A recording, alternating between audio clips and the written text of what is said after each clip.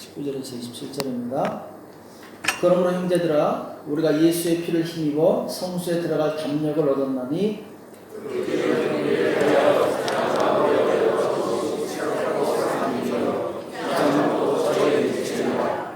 또 하나님의 집 다스리는 큰 제사장이 계심에 우리가 마음의 끓음을 받아 당신의 얻고 우리를 맑은 물을 수 있으니 참 마음과 온전한 믿음으로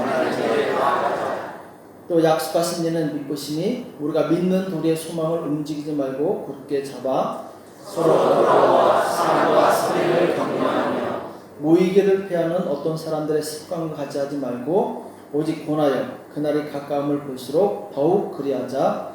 우리가 진리를 지식을 받고 진즉 죄를 범한즉 다시 회개하는 제사가 없고 같이 읽겠습니다. 오직 무서운 마음으로 심판을 기다리는 것과 대적한 자를 수용할 연결한 분만 있으리라. 아멘. 참 마음과 온전한 믿음을 가지십시다 라는 제목으로 제 말씀을 나누겠습니다. 지난주에 말씀 전한 거 혹시 기억나십니까? 지난주 복습. 지난주에 핵심적인 단어가 뭡니까? 네, 할렐루야. 양심에 대해서. 그렇죠? 예수님의 피는 우리의 양심까지 깨끗이 치료한다고 했는데, 자, 지난주에 이제 옛 언약과 새 언약에 대해서 말씀 나눴죠. 옛 언약은 율법과 율법을 어겼을 때 그 율법을 범한 죄를 씻는 이제 성막에서 이제 제사죠. 짐승을 잡아서 피로 죄를 씻는 그런 의식을 가졌는데, 새 언약은 뭡니까? 새 언약은 누구죠? 우리 중고등부. 할렐루야. 나에게 비장의 무기가 있어. 자, 중고등부. 새 언약이 뭐라고요? 네? 희수. 새 언약이 뭐였죠? 누구를 말하죠? 새 언약이? 옛 언약은 율법과 성막인데 새 언약은?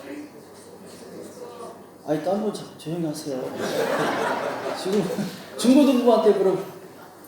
자, 우리 건이 어디 있어? 건이. 할렐루야. 네. 우리 새 언약이 누구라고 했죠? 예?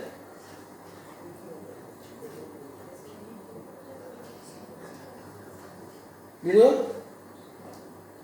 여기 기찬이 어디 있어? 기찬이. 기은이. 할렐루야. 예, 새 언약이 누굴 말한다고요? 성경의 핵심 인물. 큰 소리로. 예? 뭐라고요? 평상시 말 크게 하더니 왜 그래? 예? 그럼 정우. 새 언약이 누구예요? 아, 저쪽에서 나왔는데. 예? 예, 없으면은, 예? 청년부는 안 돼. 중고등부만 안 돼. 자, 누구 있지? 정우하고. 유나! 할렐루야! 예. 누구죠? 예? 새 언약은? 예수님! 할렐루야! 빨리 와! 시간 없어. 자, 100m 달리기.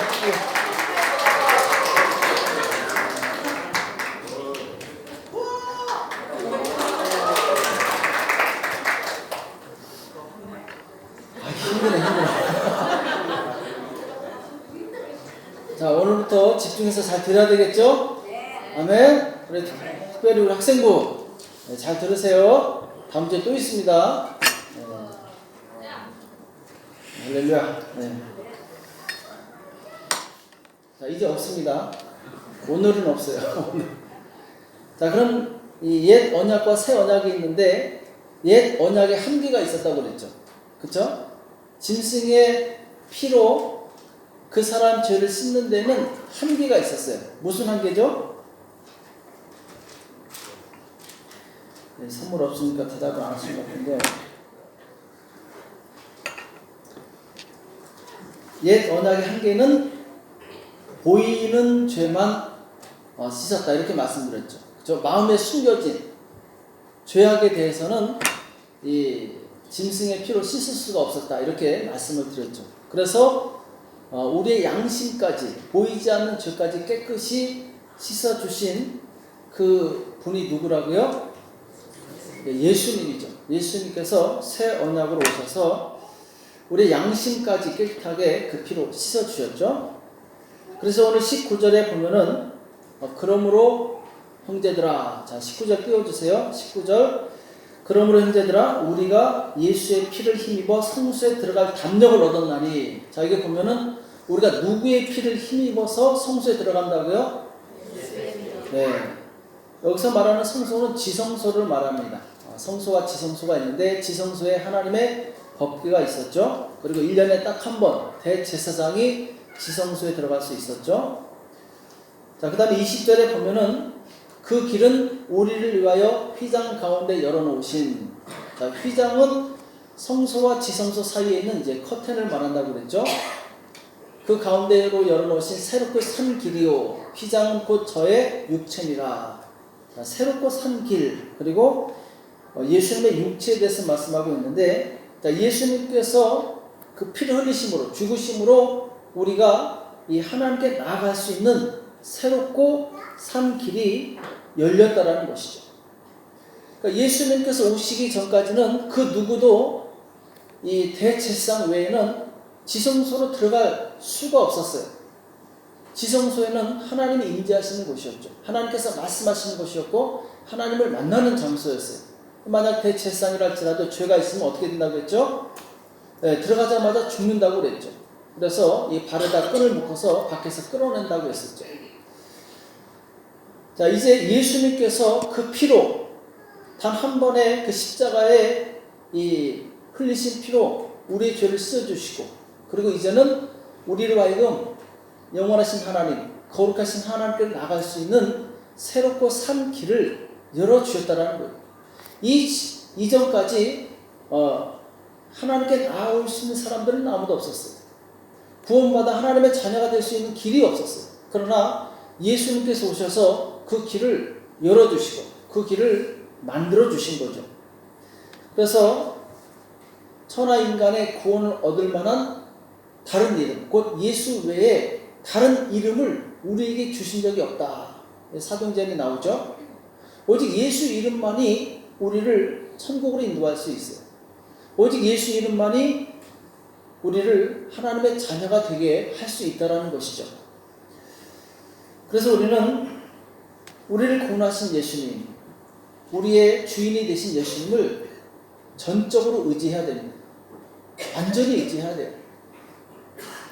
자, 오늘 21절에 보면은 하나님의 집 다스리는 큰 제사장이 계심에, 자, 하나님의 집 다스리는 큰 제사장이 계심에, 자, 하나님의 집, 곧 하나님을 아버지로 부르는 이 백성들이죠. 또 큰 제사장, 예수님을 말씀하고 있죠. 그러니까 교회 머리는 예수님이세요. 우리가 교회 올 때 누구의 통치 아래 들어가느냐? 곧 예수님의 통치 아래 들어가는 거예요. 왜? 오늘 하나님의 집 다스리는 큰 제사장이 계시네. 우리를 누가 다스린다고요? 예수님께서 다스리시는 거예요. 그래서 교회 올 때는 예수님의 통치를 내가 받아들이겠다, 이런 각오를 하고 오는 거예요. 내가 가진 생각을 내려놓고 내가 지금까지 원하는 대로 살았던 모든 이 생각을 내려놓고 이제는 예수님의 생각과 예수님의 말씀과 예수님의 방법대로 살기로 작정하는 것, 이것이 바로 신앙생활이죠. 진정한 변화는 바로 그 말씀 앞에 나를 굴복했을 때, 그때부터 이제 진짜 신앙생활이 시작되는 거죠. 예수님께서 우리의 죄를 구원해 주시고 하나님을 아버지라 부를 수 있는 그런 놀라운 은혜와 축복을 주셨는데 이제 우리가 하나님께 어떻게 살아야 되느냐, 나를 구원해 주신, 나에게 생명을 주신 하나님 앞에서 이제는 어떻게 살아야 될 것인가, 여기에 대해서 이제 고민을 해야 되겠죠. 그래서 오늘 21절에 우리를 다스리시는 큰 제사장이 계시다고 했는데 이제는 하나님의 통치를 받아들이는 것. 그리고 두 번째는 22절 나오죠. 우리가 마음의 뿌림을 받아 양심의 악을 깨닫고 몸을 맑은 물로 씻었으니 참 마음과 온전한 믿음으로 하나님께 나아가자. 자, 오직 예수님의 피만이 우리의 양심에 있는 죄까지 다 씻어주신다고 말씀을 드렸었죠. 그래서 이제 양심의 악을 깨닫고 몸을 맑은 물로 씻었으니 이제 우리가 하나님께 나갈 자세는 참 마음과 온전한 믿음으로. 그러니까 신앙생활할 때 정말 중요한 것인데 그것은 뭐냐면은 참 마음과 온전한 믿음으로 살아가야 된다. 자, 여기서 참 마음이라는 것은 참이 뭡니까? 참은 거짓이 없는 것, 진실한 것이죠. 그러니까 우리 마음에 진실한 마음으로 이 하나님께 나아가야 된다는 것. 그리고 이 온전한 믿음, 이것은 변치 않는 믿음, 끝까지 가는 믿음, 이것을 의미하죠. 그러니까 주님께서 나를 위해서 생명을 주신 이 은혜에 내가 어떻게 보답해야 되느냐, 곧 참 마음과 온전한 믿음으로 하나님께 내가 보답해야 된다는 거예요. 자, 오늘 히브리서 10장 23절에 보면은 또 약속하신 이는 믿으시니 우리가 믿는 도리에 소망을 움직이지 말고 굳게 잡아. 자, 참 마음과 온전한 믿음을 가진 사람의 이 첫 번째 하나님께 드려야 될 것이 뭐냐면은 23절에 우리가 믿는 도리의 소망을 움직이지 말고 굳게 잡아. 우리의 소망이 누굽니까? 예수 그리스도죠. 그렇죠? 예수님께 대한 이 소망을 움직이지 말고 굳건히 잡아야 된다는 것이죠. 흔들리지 말아야 된다는 거죠. 예수님께 대한 믿음을 포기하지 말아야 된다는 거죠. 어떤 사람은 교회 잘 나오다가 갑자기 시험이 오고 고난이 오면 그것을 견디지 못하고 교회 나오는 것을 포기하는 사람들이 있어요. 그러나 우리가 기억해야 될 것은 비가 올 때 착한 사람은 착한 사람에게만 오고 나쁜 사람에게 오지 않고 이렇지 않잖아요. 비가 올 때는 착한 사람이나 나쁜 사람이나 다 똑같이 와요. 햇빛도 마찬가지죠. 마찬가지로 고난도 예수 믿는 사람이나 믿지 않는 사람이나 똑같이 오게 돼 있어요. 그러나 그 고난이 왔을 때 우리는 왜 나한테 이런 고난이 왔느냐 의심하거나 하나님을 대적해서는 안 됩니다. 누구에게나 고난은 올 수 있기 때문에. 그러나 중요한 것은 우리는 예수님 안에 있기 때문에 이것을 믿음으로 승리해야 된다는 거죠. 믿음으로 이겨나가야 된다는 거죠. 거기에 굴복해서 우리의 믿음을 잃어버려서는 안 된다는 거예요. 많은 사람들이 고난이 왔을 때 하나님은 어떻게 나한테 이럴 수 있느냐 하면서 신앙을 버리는 사람들이 있어요. 우리 이것을 견디고 이길 수 있어야 돼요. 특별히 예수 믿는 사람에게 닥친 고난은 의미가 있습니다. 어떤 의미가 있느냐? 바로 그 고난을 통해서 더 강해지는 거예요. 더 견고해지는 거예요. 우리 믿음이 더 성장하는 것이죠. 자, 로마서 5장 3절에 잠깐 보면은 다만 이뿐 아니라 우리가 환난 중에도 즐거워하니 이는 환난의 인내를. 자, 여기 보면은 환난 중에도 이 즐거워한다 이렇게 말씀하고 있죠. 환난 중에도 즐거워한다. 왜냐하면은 예수 믿는 사람에게 닥친 이 환난은 결국 무엇으로 끝나느냐? 내가 주님을 붙잡고 있기만 한다면 장성한 믿음의 사람이 되어서 주님께서 맘 놓고 쓰시는 축복의 사람으로 하나님께서 만들어 가신다는 거예요. 그래서 환난 중에도 즐거워하니 이는 환난은 인내를. 환난이 왔을 때 참고 견뎌야 돼요. 포기하면 안 돼요. 끝까지 버텨야 돼요. 자, 이런 인내를 가지게 되면 그 다음에 뭐가 옵니까? 4절 인내는 연단을. 자, 오래 참음으로 인해서 우리는 연단을 받는다는 거예요. 연단이 뭡니까? 강해진다는 거죠. 인내의 시간을 통해서 우리는 점점 더 믿음이 강해진다는 거예요. 연단을 받았어요. 그리고 마침내 소망을 이루는 줄 알미니라. 견고한 믿음을 가진 사람은 결코 그 소망을 놓지 않는다는 거예요. 포기하지 않는다는 거죠. 어떤 사람은 예수님 잘 믿다가 힘드니까 다른 믿을 만한 대상을 찾아 돌아다녀요.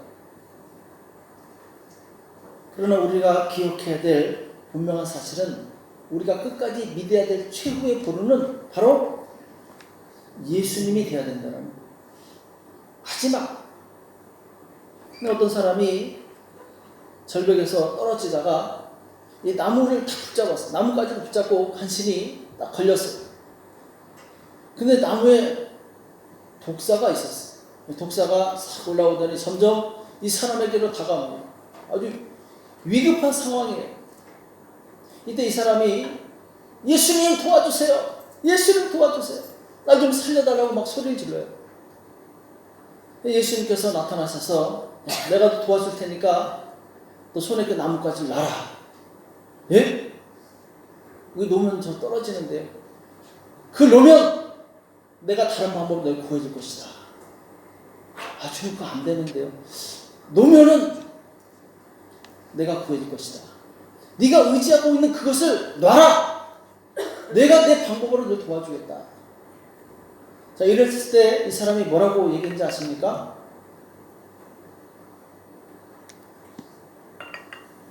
이 사람이 뭐라고 얘기했냐면은 거기 예수님 말고 또 다른 사람 없나요? 이렇게 물어봤어요.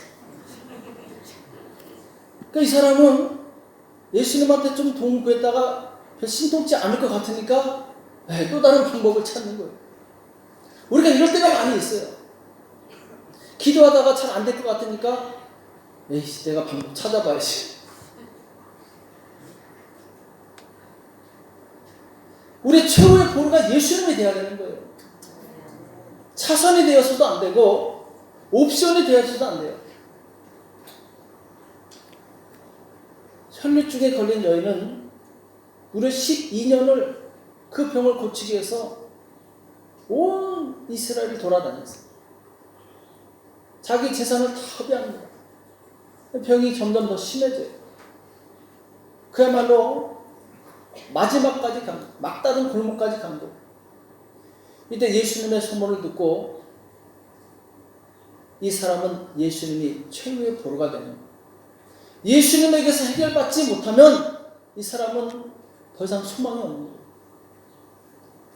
그 군중 속에 사람들이 서로 밀고 당기고 아주 빽빽하게 촘촘하게 있어서 도저히 그 틈을 타고 들어갈 수 없는 그런 상황이지만 혈류증에 걸린 여인은 마지막 보루가 예수님이기 때문에 뚫고 들어가는 거예요. 그 연약한 몸, 힘든 몸, 이걸 모르면서 끝까지 들어가서 예수님 옷자락을 만지는 순간에 그 병이 나와버렸어요.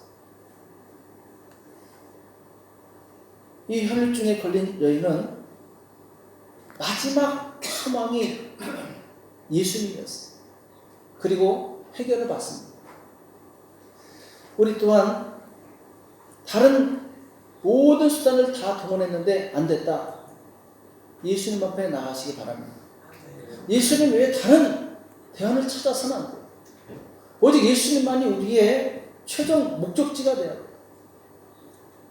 5만 번 기도응답 받은 영국의 조지 뮬러, 이 사람은 고아원을 크게 경영했었죠. 이 사람은 오직 기도로 그 수백 명이 되는 고아들을 먹이게 되는데 하루는 아침에 먹을 양식이 전혀 없었어요. 수백 명의 고아들이 아침을 굶게 생겼어요. 자, 이렇게 되면 어떻게 합니까? 그 지역 유지를 찾아가던가 어떤 기업인을 찾아가던가 우리 좀 고아원 도와달라고 이렇게 사람을 찾아갔겠죠. 근데 조지 뮬러는 사람을 찾아가지 않았어요. 어디로 갔느냐? 기도실로 들어가는 거예요. 그리고 오직 우리의 모든 공급자가 되시는 하나님께 나가서 기도하는 거예요. 그때 마침 지나가는 빵을 싣는 트럭이 들어옵니다. 커브길 돌다가 이 문이 열려서 빵이 떨어졌는데 포장되어 있기 때문에 문제는 없어요. 그러나 이 겉에 포장이 더러워졌기 때문에 판매할 수가 없는 거예요. 근데 마침 누가 이 지역에 고아원에 있다는 얘기를 듣고 이 고아원을 찾아와서 이 전액 이 빵을 다 기증합니다. 근데 정확하게 이 빵이 고아들이 그 아침을 해결할 만큼 정확한 분량의 빵이었던 거예요. 우리의 기도는 세상의 어떤 의지할 만한 대상보다 더 정확하다는 것을 기억하시기 바랍니다. 하나님 우리의 필요를 다 아시고 다 준비하고 계시는 거예요. 주실 수 있는 능력이 충분하신 거예요. 문제는 우리에게 최후의 보루가 주님이 되지 않는다라는 거예요. 자꾸 다른 방법을 찾는다라는 거예요. 사람을 찾아다닌다라는 거예요. 오직 주님만이 우리의 최후의 보루가 되시기 바랍니다. 주님만이 우리의 공급자세요. 그래서 우리는 이 참 마음과 온전한 믿음을 가진 사람은 예수님이 완전하고 유일한 소망이 되어야 된다. 그래서 우리 인생 전체를 예수님께 의지해야 된다. 이것을 말씀하고 있고, 두 번째는 참 마음과 온전한 믿음을 가진 사람은 하나님 나라의 공동체를 세우는데 힘쓰게 됩니다. 우리가 정말 하나님의 그 놀라운 은혜를 받았다면 이제 우리는 하나님께 소망을 둘 뿐만 아니라 하나님께 세우신 이 공동체를 위해서 섬기는 자가 되어야 된다는 거예요. 우리 24절 말씀 보겠습니다.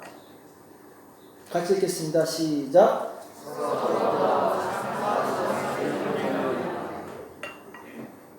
자, 25절도 시작. 모이기를 피하는 어떤 사람들의 습관과 같이 하지 말고 오직 분하여 그날이 갈까마 올지도 더욱 하자. 자, 지금 공동체에 대해서 말씀하고 있는데 서로 돌아보아.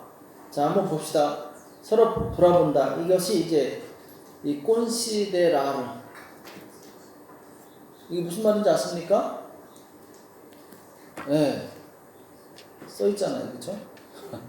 깊이 생각하다. 서로를 깊이 생각한다. 우리가 정말 예수님을 믿는 사람이라면 서로를 생각해야 됩니다. 나 혼자 신앙생활하는 것이 아니라 주변에 있는 성도들을 돌아봐야 돼요. 생각을 해야 된다는 거예요. 그냥 단순히 스쳐 지나가는 그 생각이 아니라 깊이 생각하는 거예요. 저 사람의 필요가 무엇일까? 저 사람이 무엇으로 인해서 고난당하고 있는가? 깊이 생각을 해야 된다는 거예요. 또 사랑과 선행을 격려하며, 자, 격려하다. 에스티뮬라르, 그렇죠? 이게 자극하다, 찌르다, 분발하게 하다. 그 사람으로 하여금 하도록 하게 하는 거예요. 그러니까 예수 믿는 사람들, 이 공동체는 함께 협력해서 하나님의 나라를 세워나가는 거예요. 서로 힘과 용기를 주고 그 사람으로 하여금 힘을 얻어서 세상을 이길 힘을 갖도록 서로가 서로에게 힘이 되어주는 거예요. 사람이 항상 충만할 수는 없지 않아요. 때로는 절망에 빠질 수가 있어. 내가 절망에 빠졌을 때 다른 교회 지체가 나를 일으켜 세워줄 수 있는 거예요. 용기를 줄 수 있는 거예요. 힘을 줄 수 있는 거예요. 또 내가 절망에 빠졌을 때 누군가가 나를 도와줄 수 있는 거죠. 다른 사람이 절망에 빠졌을 때 내가 또 그 사람을 도와주는 거예요. 교회 공동체는 이렇게 서로가 서로에게 선한 영향력을 끼치면서 같이 성장하는 거예요. 그래서 성경에 보면은 주님의 교회, 몸에 비유하고 있죠. 예수님께서 머리가 되시고 몸의 각 지체, 팔과 다리가 있는 것처럼 지체는 서로 연결되어서 서로가 서로를 섬기는 그런 역할을 감당했을 때 몸이 건강하게 되죠.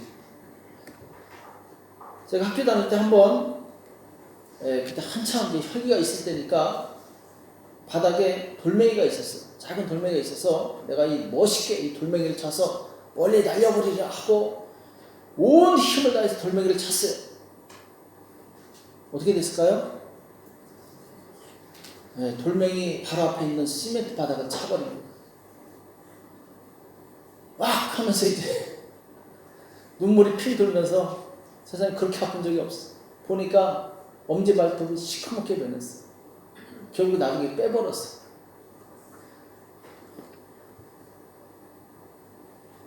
자, 이 엄지발톱이 회복될 때까지, 다시 날 때까지 다른 몸의 지체는 가만히 있었겠습니까? 아니죠. 제 손이 부지런히 약 발라주고, 어? 오른쪽 발톱이었는데 왼쪽 발로 이 한쪽 발로 까치발 하면서 뛰어다니고, 온 몸이 그 발톱 하나 사은 것에 관심이 집중되는 거예요. 그 치료하기 위해서 온 몸이 다 협력하는 거예요. 교회도 마찬가지입니다. 교회 연약한 지체가 있을 때 온 교회가 함께 협력해서 그 아프고 연약한 지체를 이렇게 세우는 거예요. 그래서 그 교회는 건강한 교회가 된다는 것은 온 교회가 함께 같이 성장하는 거예요. 너는 너대로 뭐 살든지 말든지 이것이 아니라 같이 깊이 생각하는 거예요. 저 지체에 대해서 깊이 생각하면서 돌아보는 거예요. 자극을 주는 거예요. 용기를 내십시오. 힘을 가지십시오. 우리가 하나 되어서 함께 나갑시다. 이런 마음이 중요하다는 거예요. 뭉치면 살고 흩어지면 죽는다. 누가 얘기했습니까? 할렐루야. 예, 역시 상당히 역사에 대한 탁월한 지식을 가지고 있는 이승만 대통령이 그때 해방 전후에 좌익과 우익으로 서로 치고받고 싸우는, 아니 같은 민족인데 서로 싸우니까 힘을 못 받는 거예요. 나라가 발전이 안 되는 거예요. 이 식물도 모래밭에 심으면은 이 식물이 자랍니까 안 자랍니까? 네, 우리 식물을 잘 키우시는 권사님 계시는데 이 모래밭에 심으면은 식물이 안 자라죠. 물이 다 빠져나가지고 건조해가지고 안 자라요. 적당히 물기를 저장할 수 있는 그런 흙 가운데 이 식물이 잘 자라게 되죠. 교회가 모래처럼 뿔뿔이 제각각이면 교회는 열매를 얻을 수 없는 거예요. 교회가 하나가 되어서 정말 사랑과 섬김으로 하나가 되었을 때 이 교회를 통해서 식물이 자라고 하나님께서 기뻐하시는 이 열매를 얻게 된다는 거예요. 하나님께서는 이 성경을 통해서 너희는 이렇게 말씀하고 있는데, 자, 여기서 말하는 너희는 첫 번째 우리 개인을 말하고 두 번째는 교회 전체를 말하는 거예요. 하나님께서 우리에게 너희는 서로 사랑했을 때 너희는 교회 공동체 전체를 말하는 거예요. 그래서 우리가 하나가 되어서 한 마음으로 기도하고 협력할 때 우리를 통해서 하나님께서 기뻐하시는 하나님의 나라가 세워지는 거예요. 영혼들의 열매를 맺게 되는 거죠. 그래서 우리 개인의 기도보다 합심 기도가 더 힘이 있고 강력합니다. 나 혼자 기도하는 것 중요하죠. 그러나 더 강력한 힘을 발휘하는 것이 교회 전체가 기도하는 거예요. 자, 이 사무엘상 7장에 보면은 7장 5절에 보면은 사무엘이 가로되 온 이스라엘은 미스바로 모이라 내가 너희를 위하여 여호와께 기도하리라. 보면 미스바 혹시 들어보셨습니까? 미스바. 저는 예전에 한창 한국이 부흥할 때 미스바 대각성성회하고 플랜카드를 볼 때마다 미스바가 뭐지 했는데 오늘 성경에 나오는 내용이 미스바라는 진영의 사무엘이 온 백성을 모아놓고 같이 회개 기도를 시키는 거예요. 자, 6절에 보면은 그들이 미스바에 모여 물을 길어 여호와 앞에 붓고 그날에 금식하고 거기서 가로되 우리가 여호와께 범죄하였나이다. 이스라엘 공동체 전체가 회개기도하는 거예요. 우리가 하나님의 뜻을 따르지 않고 우상을 섬기고 우리 마음이 정말 하나님의 주인으로 삼지 않았던 것을 용서해 주십시오. 자, 이때 자 10절 보면은 사무엘이 번제를 드릴 때 블레셋 사람이 이스라엘과 싸우려고 지금 미스바에 모인 사람들은 비무장이에요. 왜? 기도하러 모였으니까 무기를 가지고 오지 않았죠. 자, 이것을 알고 블레셋이 쳐들어옵니다. 가까이 오매 그 나라 여호와께서 블레셋 사람에게 큰 우레를 발하여 그들을 어지럽게 하시니 그들이 이스라엘 앞에 패한지라. 자, 지금 이스라엘 백성은 그냥 회개 기도하러 모인 거예요. 민족 전체가 하나님 앞에 깨끗함을 얻기 위해서 모인 거예요. 블레셋은 완전 무장을 하고 쳐들어왔는데 누가 이기게 하셨습니까? 하나님이 우레를 발해서 이기게 하신 거예요. 그래서 여기서 에베네셀 나오죠. 에베네셀. 하나님께서 여기까지 도우셨다. 하나님께서 도우셔서 이들이 승리하게 된 거예요. 그러니까 우리가 이 세상에서 승리하는 비결이 무엇이냐? 가장 중요한 것은 우리의 거룩이에요. 주님 앞에 나와서 회개하는 거예요. 우리 교회가 부흥하고 성장하고 강해질 수 있는 비결이 어디 있느냐? 합심해서 회개 기도하는 거예요. 우리의 죄를 주님 앞에 고백하고 우리의 잘못된 신앙의 태도를 주님 앞에 고백하고 깨끗함을 받는 거예요.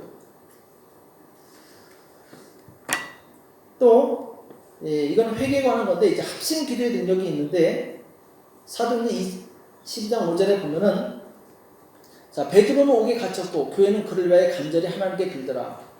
베드로가 복음을 전한다는 이유로 옥에 갇힙니다. 이때 누가 기도했습니까? 온 교회 성도들이 그 한 사람 베드로를 위해서 간절히 기도하는 거예요. 자, 이때 어떤 역사가 일어나죠?